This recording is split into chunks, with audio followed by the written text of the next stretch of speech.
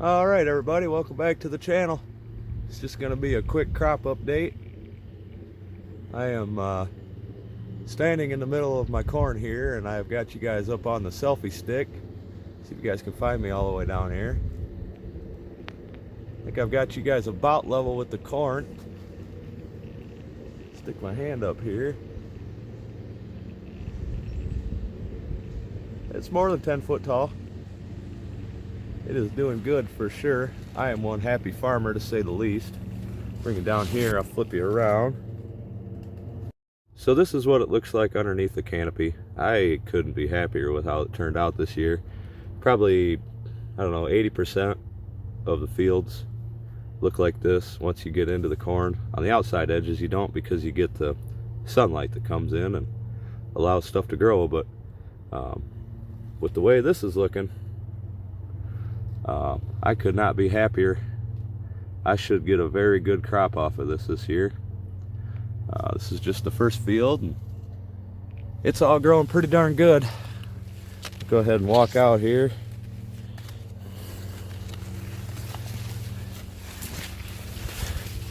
I'll get you a view of it from out here.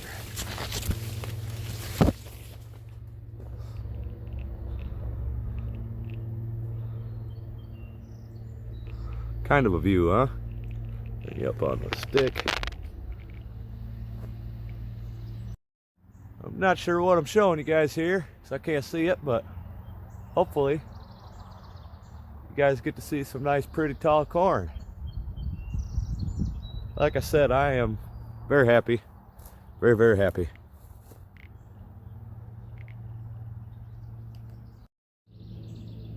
Here we go. I'm 6 foot tall. That's the top of my head. Very happy with this field. So move on to the next field and kind of show you what everything looks like. Like I said, I couldn't be happier with everything. I'm still trying to figure this gimbal out. I'm sorry guys, but flip you around and take one last look at the wildflowers out here, and we'll head on to the next field. These are growing very well. This whole little patch is just full of wildflowers, that different ones blossoming throughout the year. It's a bunch that have already blossomed, but there's a lot here yet to go. And then one of the things in here is the Alsite clover, which I don't know why my camera is on some other stuff right now. I don't really know, but you guys see it there. The clover is one thing that's just pretty much always in bloom around here, so pretty happy with that, and very happy with that. Be kind of a reference with the car there.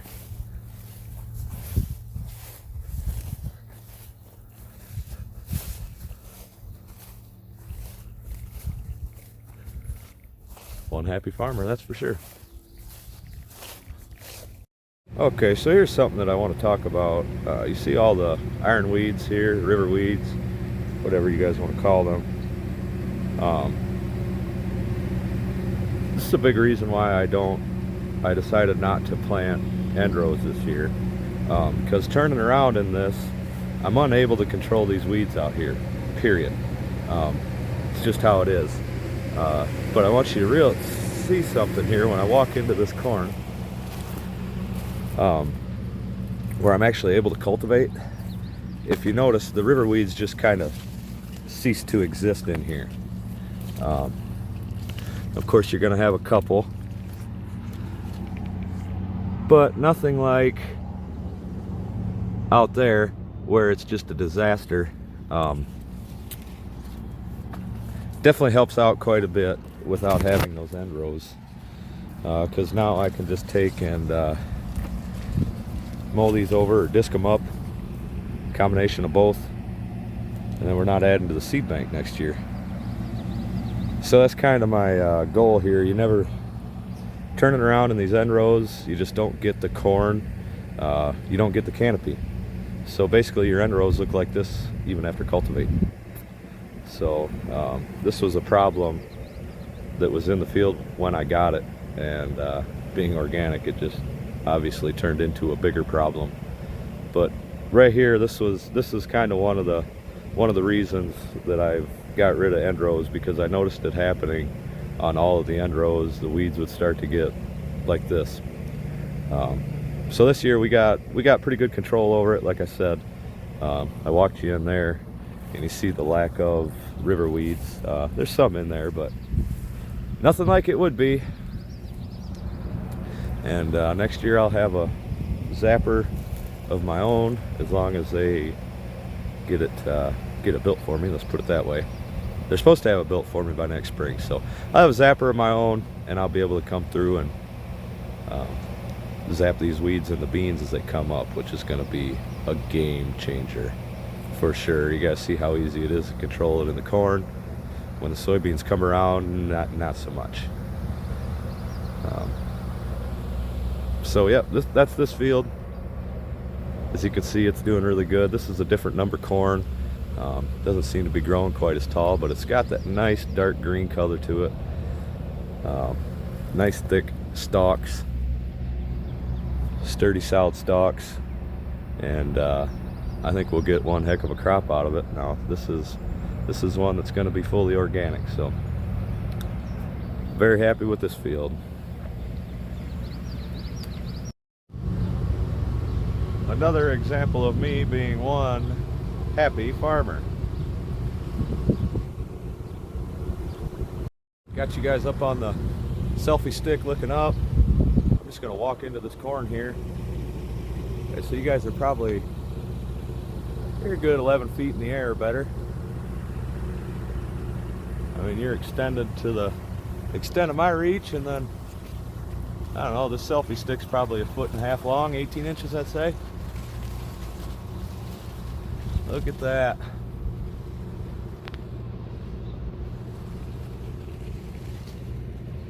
I got my arm fully extended.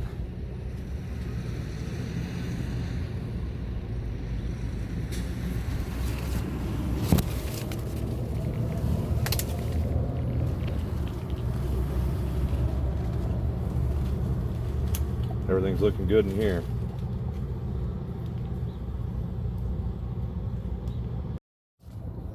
Again, another great example of what we're trying to do under here with the cultivator, and building them ridges and basically stunting everything for the canopy to come up. Just another great example. Even when this is what most of the fields look like. I am very, very proud of the weed control this year. Let's put it that way. Very, very proud of it.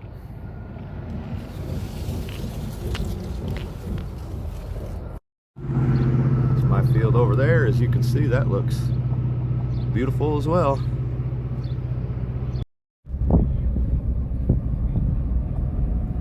Just a drive-by of the field that I was just walking in. I was over there by the gravel over there. Walked into it. This is what it looks like from the road. Pretty darn even, especially for spreading chicken manure. That manure spreader needs some attention. It wasn't spreading it the most even. So actually it did pretty good as far as I'm concerned. Around here, that's gonna be a good second crop, isn't it? Boy. Then my brother's corn here, it's just starting to tassel. I mean, it is right there. Every once in a while you see one with a tassel on it. That's why it's pointed up. Looks like it's praying for rain. We got plenty of moisture, but right there at the tassel stage, it tends to do that. It's kind of pointing up. Like I said, looks like it's praying for rain, but it's most definitely not. We got plenty of moisture. The ground's still damp, actually, which is very good. Very blessed for that. But that's my brother's corn. It's looking pretty darn good. Of course, the neighbor's corn, that always looks great. That's family property that's still getting rented out. Eventually we'll be farming that, but well, I think he got in like 3 weeks before we did. They farm, I don't know, 10,000 plus acres or something, so they're either way ahead of us with this field or way behind us. Depends on where they go first. And this year they're way ahead of us, and their corn always looks wonderful. So I stopped here just because I thought this was kind of a cool view. My corn in the background there, that's 100% organic. Got the neighbor's corn here with the tassels on it. And that back field continues my corn, and my brother's corn right here next to me. Thought that was kind of a neat picture.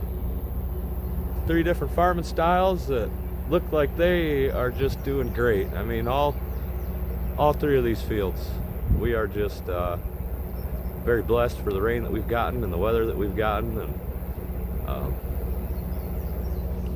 just can't argue with it.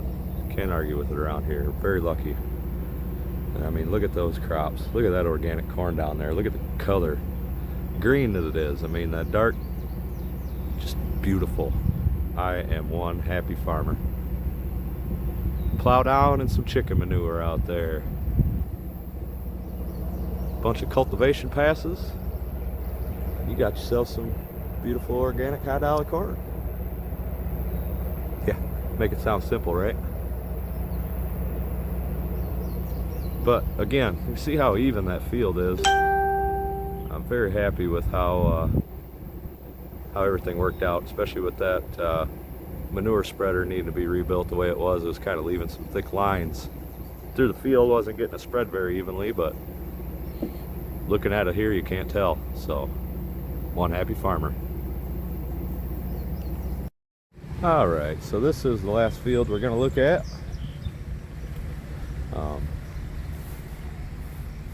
This field is, the pH in this field is like perfect. Let's put it that way. The limiting factor on my farm is not nitrogen. The limiting factor on 90% of farms is not nitrogen, it's pH. Your average egg man will just continue to screw you. Let's put it that way. pH is a limiting factor on my farm. This field, the pH in this field is pretty much perfect as far as corn goes. I mean, you could not ask for it to be any better, especially to start off with. And it shows in this field. This field is always the highest yielding field. It always gets the same amount of nitrogen and everything. Should say it gets the same amount of chicken manure, but the pH is right in this field. My brother has recently really got into messing with pHs. He's dropped his N input dramatically, and every year is raising his yields just by fixing pH in his fields. And when I started doing the soil samples and stuff, and you get to looking at everything, you know, everything's the same. Why did this field yield 20 to 30 bushel more? Well, the only thing that's different is your pH count. Proper pH allows the microbes and bacteria in the soil to absorb all of that nutrients that you're putting on the fields and make it usable to the plant. The closer your pH is, the better your soil is going to react, is the biggest thing about it. So that being said, you don't need as many inputs nitrogen because you're not leaching as much out into the atmosphere because it's getting turned into usable food for the plant more efficiently. Henceforth, better crops with the same amount of inputs. So that's kind of been the focusing factor. My farm is working on pH. Chicken manure is pretty darn good at that. Next year I may supplement a little bit, might do a little bit of pH balance fixing. So if you guys are interested in that, I'll go into detail on that when we start doing that next summer. This is a section of the field that pretty much doesn't get fertilizer on it when it's getting the pass, and you can tell. Last year also there was like no soybeans here, you know, so you didn't get the nitrogen fix out of them soybeans either. That's why that's so low there. But hey, I'd like to thank everybody for watching. Crops are doing great. A lot of people around having droughts, and corn and beans, and just crops aren't doing well around the country here. And I know how lucky that I am that we keep getting the rain and the moisture. I mean, look at the ground, it's still moist. You can still see the dampness even where it's not canopied there. So my thoughts are with you guys that are sitting looking at the radar, watching everything split up above you. And I hope you guys get blessed with some rain like we did. That'd be great. Sure do appreciate each and every one of you for watching, commenting and following along on the channel. And, some of you guys' comments really keep me motivated to keep doing this stuff. So like I said, I appreciate it. We're not doing a lot on the farm right now. The last cultivation that you guys seen was pretty much the last thing that I've done, other than mowing a few things. Not a lot to do. Here in a few weeks we'll be getting the combine out, getting it ready to go, which it's just basically grease up and got a bushing to change in it. It's really not a lot this year. Get the wagons greased up and tires aired up, and I'll be ready to go picking. So kind of on top of things. I need to find some wood to knock on, because whenever I say that, stuff starts going awry. But like I said, thank every single one of you for watching, and I hope to catch y'all in the next one.